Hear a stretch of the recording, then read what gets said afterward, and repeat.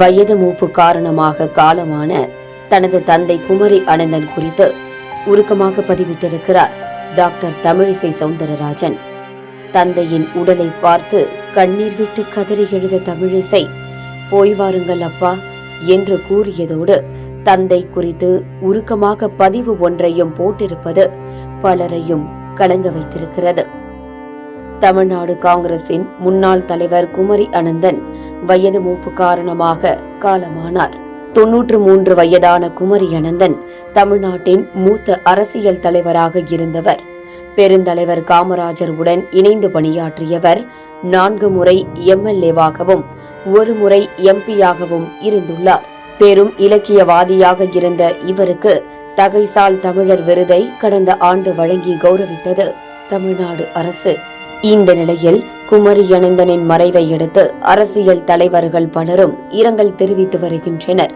குறிப்பாக தந்தையின் இழப்பால் பெரும் சோகத்தில் ஆழ்ந்துள்ள டாக்டர் தமிழிசை சவுந்தரராஜன் அவர் குறித்து உருக்கமான பதிவை போட்டிருக்கிறார்.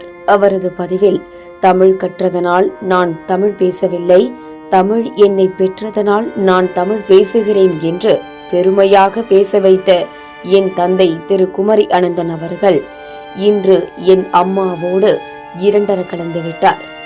குமரியில் ஒரு கிராமத்தில் பிறந்து தன் முழு முயற்சியினால் அப்பழுக்கற்ற அரசியல்வாதியாக தமிழ் மீது தீராத பற்று கொண்டு தமிழிசை என்ற பெயர் வைத்து இசை இசை என்று கூப்பிடும் என் அப்பாவின் கணீர் குரல் இன்று காற்றில் இசையோடு கலந்துவிட்டது.